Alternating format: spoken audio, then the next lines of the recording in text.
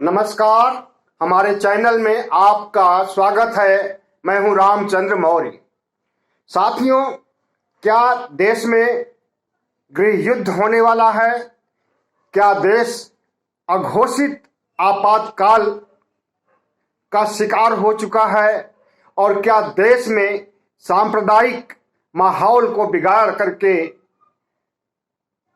हिंदू मुस्लिम ध्रुवीकरण करके लोकसभा चुनाव जीतने के लिए एक षड्यंत्र, एक कोशिश और एक साजिश के तहत देश को सांप्रदायिकता की आग में झोंका जा रहा है? इसमें से शायद तीनों बातें सही हैं जो मैंने अभी आपको कही, कि देश में अघोषित आपातकाल भी है और देश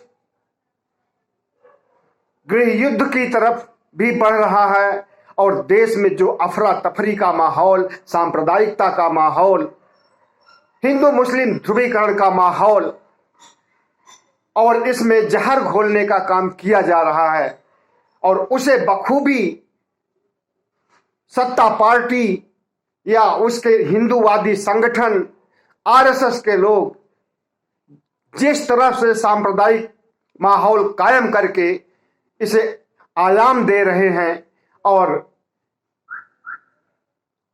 आग में घी डालने का काम कर रहे हैं, इससे निश्चित रूप से देश टूटेगा और लोकतंत्र खतरे में आएगा और हमारा संविधान भी तार तार होगा।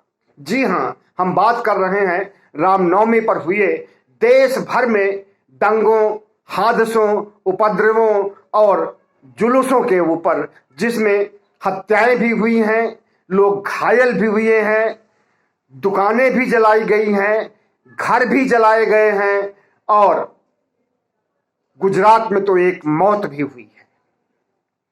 साथियों, रामनवमी का त्योहार आज से नहीं मनाया जा रहा है या 2014 से नहीं मनाया जा रहा है, सैकड़ों सालों से मनाया जा रहा है। हर साल रामनवमी होती है और हर साल अंबेडकर जयंती होती है, हर साल सारे त्योहार मनाए जाते हैं। लेकिन एक तरफ अंबेडकर जयंती के लिए तैयारियां हो रही हैं और अंबेडकर को भावभीनी श्रद्धांजलि देने के लिए और उन्हें याद करने के लिए, उनके बताए हुए मिशन पर, उनके बताए हुए रास्ते पर चलने के लिए दलित समाज, बहुजन समाज, अंबेडकरवादी, गांधीवादी तरीका अपना रहे हैं। वहीं राम भक्त, भारतीय जनता पार्टी, हिंदू कट्टरपंथी शक्तियां जिस तरह से रामनवमी के दिन और उसके एक दिन पहले और एक दिन बाद तक पूरे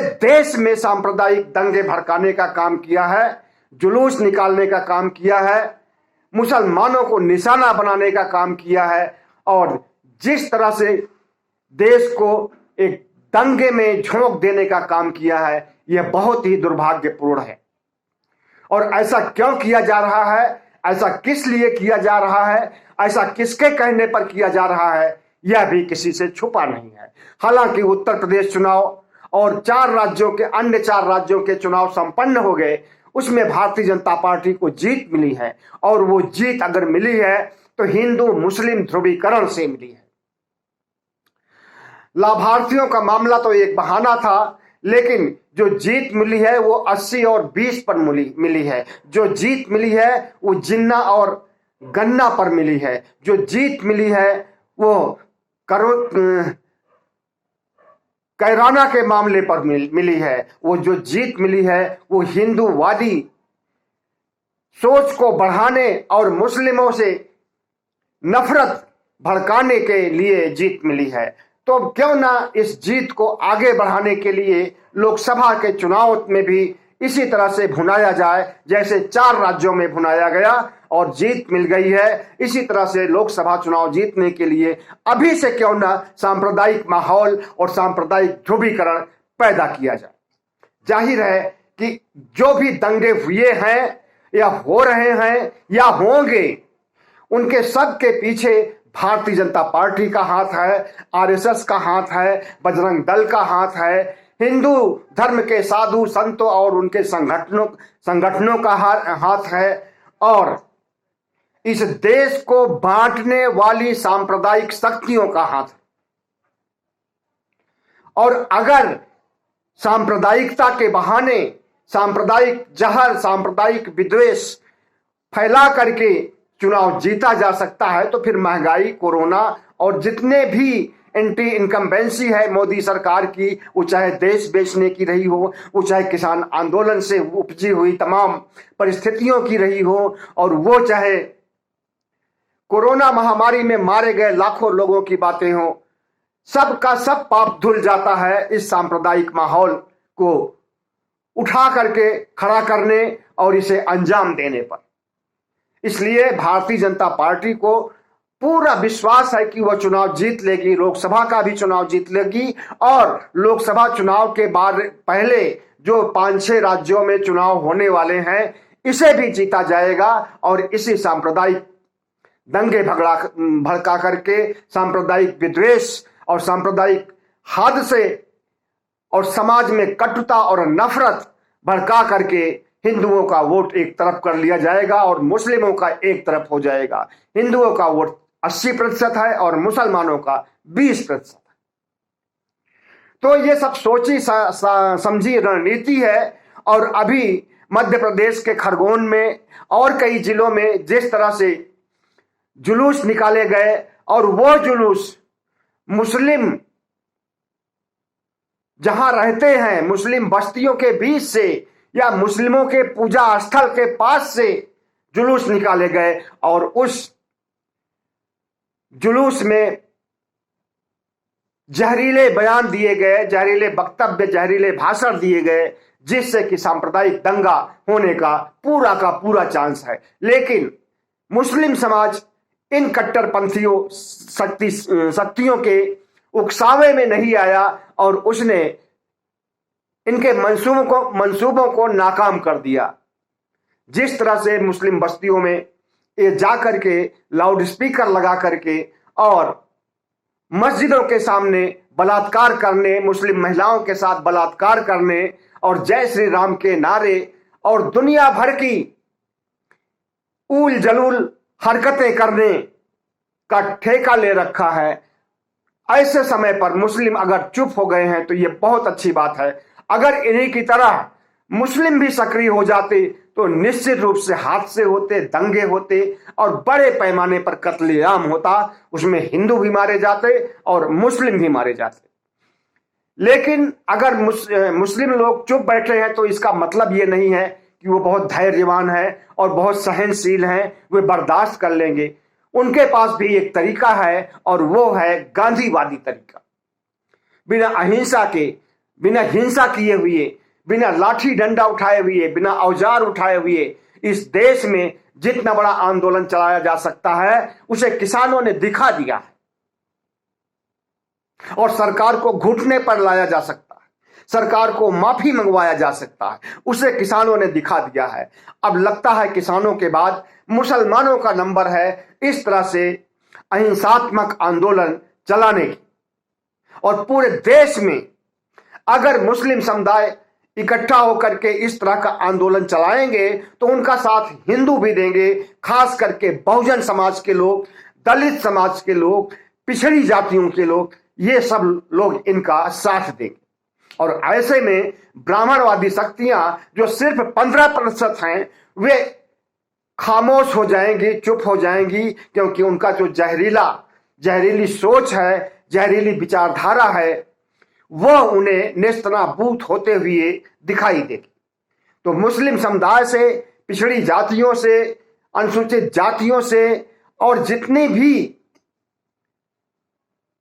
कट्टरपंथियों के विरोधी शक्तियां हैं, चाहे बुद्धिजीवी वर्ग हो, चाहे पत्रकार वर्ग हो, चाहे मीडिया हो, सोशल मीडिया हो, यूट्यूब है, सबको यह प्रयास करना चाहिए कि इन मुट्ठी भर कट्टरपंथी शक्तियां जो सांप्रदायिक विद्वेष, सांप्रदायिक दंगे, नफरत और मार डालने, काट डालने और हिंसा की बात करती हैं, इनको परास्त करने के लिए सबको इकट्ठा हो जाना चाहिए। अब वो समय आ गया है, वरना ये शक्तियां देश की एकता को भंग कर देंगी, देश को खतरे में डाल देंगी और एक गृह युद्ध की ओर झोंक देंगे, गृह युद्ध में, जिससे फिर निकल पाने में बहुत वक्त लगेगा।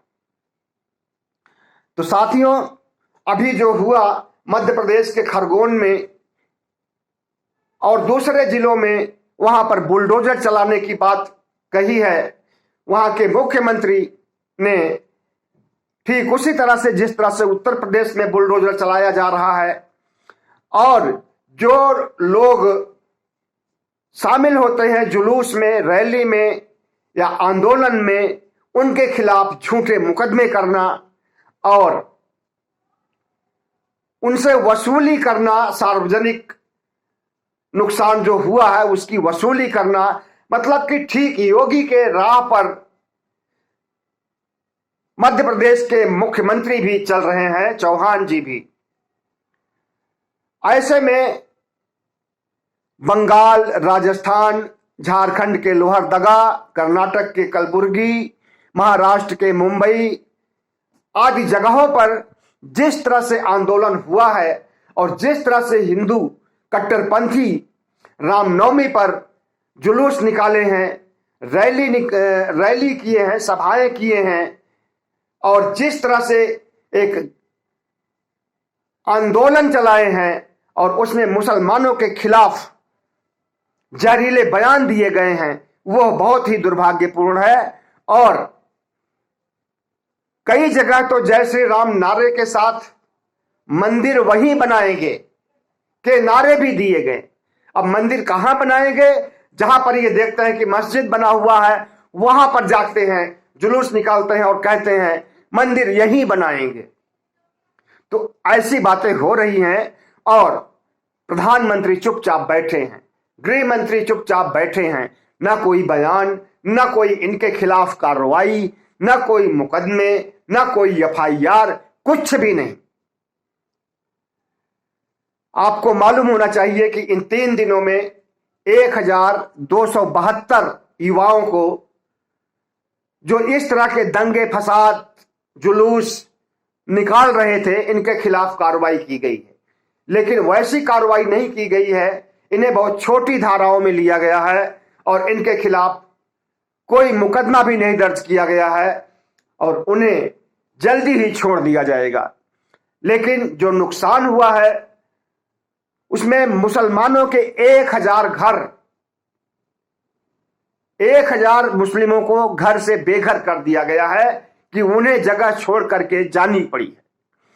900 दुकानें जलाई गई हैं, नष्ट की गई हैं। और इसी तरह से एक मौत भी हुई है और वो गुजरात में हुई है, जहां से मोदी और योगी आते हैं। वो गुजरात भी, क्योंकि वहां भी चुनाव नजदीक है, इसलिए उसे भी सांप्रदायिकता के माहौल में, सांप्रदायिकता की आग में झोंकने का प्रयास किया जा रहा है। और जिन राज्यों में चुनाव नहीं होना है और वहां विपक्ष की सरकार है, वहां पर भी भारतीय जनता पार्टी के लोग ऐसी ही सांप्रदायिक गतिविधियां कर रहे हैं जैसे पूरे देश में कर रहे हैं। और सबसे बढ़कर के तो दिल्ली में जवाहरलाल नेहरू यूनिवर्सिटी के अंदर जो कुछ हुआ है इन 3 दिनों में, दिल दहलाने वाली घटनाएं हुई हैं। जवाहरलाल नेहरू यूनिवर्सिटी में अखिल भारतीय विद्यार्थी परिषद ने 16 विद्यार्थियों को घायल किया है। लड़कियां खून से सराबोर, आप देख सकते हैं उनके वीडियो सोशल मीडिया पर। और इन सांप्रदायिक शक्तियों ने जिस तरह से जेएनयू का माहौल खराब कर रखा है और विद्या के मंदिर में पूजा अर्चना करने की बात कही है, मंदिर में पूजा की जगह होती है, लेकिन अब विद्या के मंदिर में भी ये पूजा करना चाहते हैं। अगर पूजा करना है तो बहुत से मंदिर दिल्ली में है, या सीधे अयोध्या, मथुरा, काशी चले जाइए, वहां पूजा कीजिए।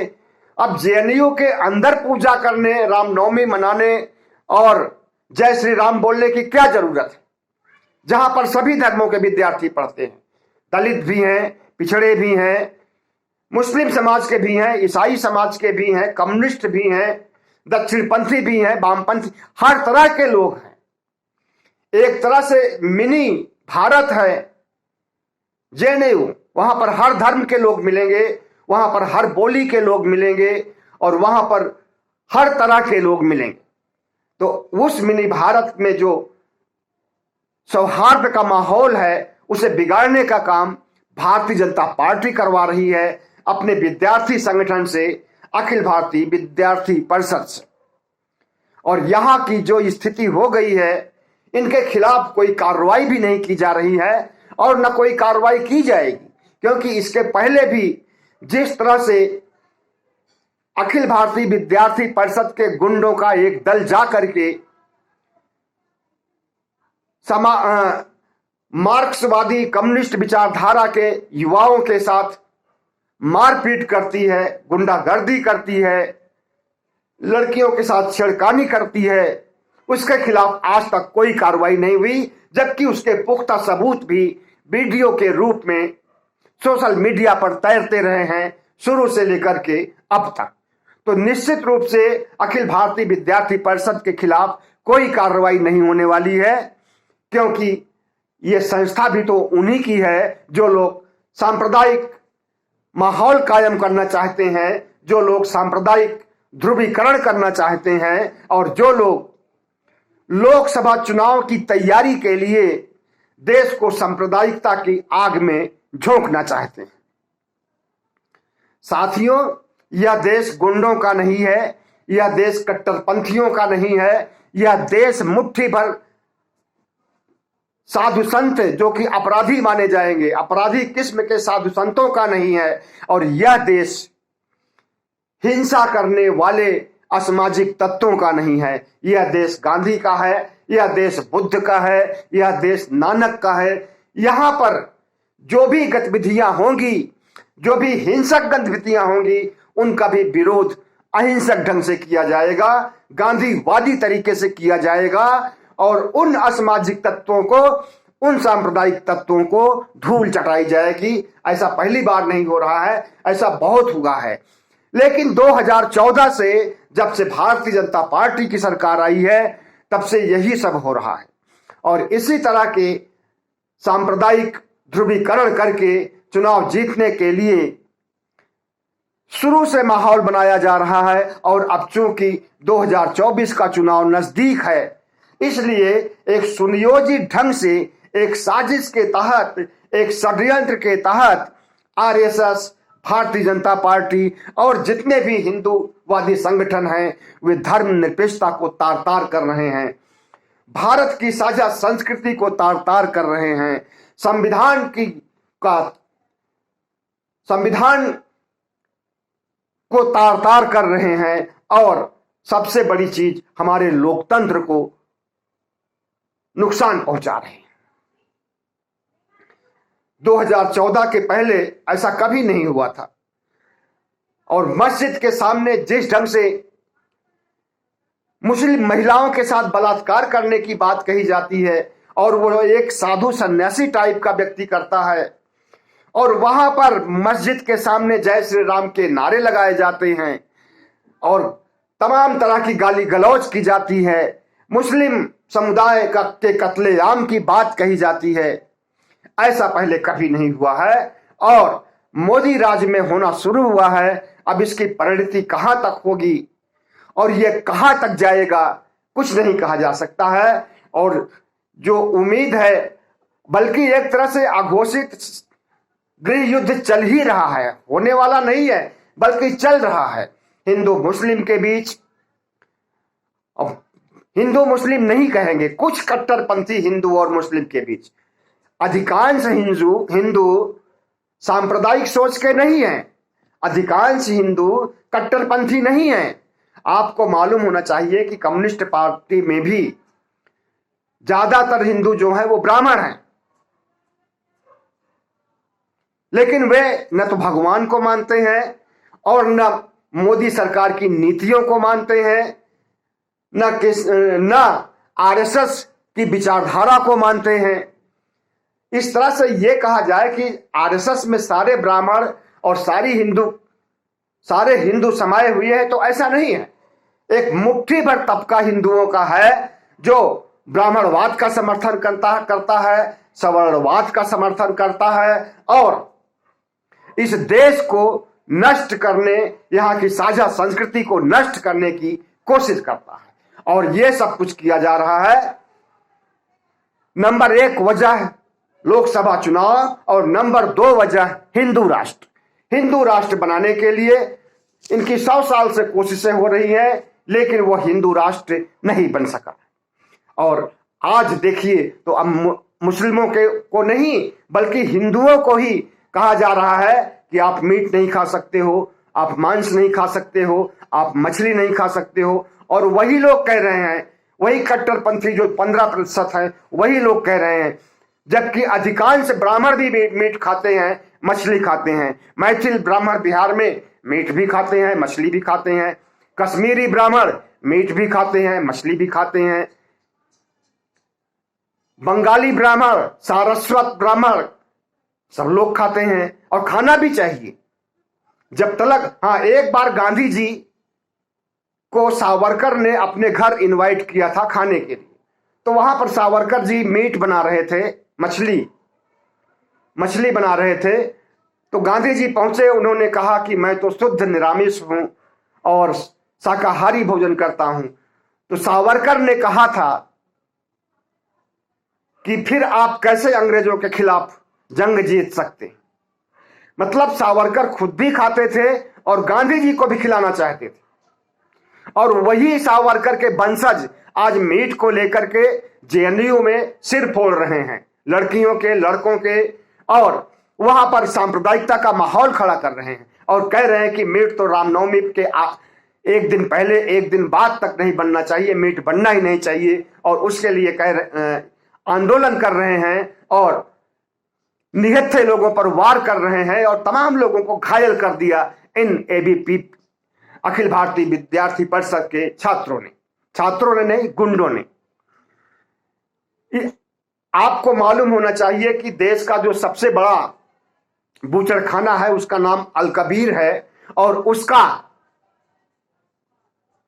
प्रमुख, उस कंपनी का मालिक हिंदू है। और नॉर्थ ईस्ट में आप इसका विरोध नहीं कर सकते मीट का, वहां आपको उठा के फेंक देंगे, आपकी नहीं चल पाएगी। इसी तरह से गोवा में बीफ को खाया जाता है, मीट को खाया जाता है, खूब खाया जाता है।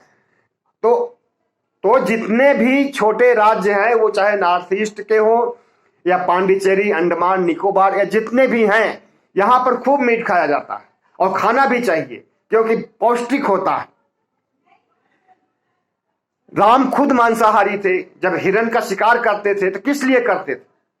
और उन्हीं के राम की रामनवमी पर ऐसी बातें की जा रही है। इस देश को सांप्रदायिकता के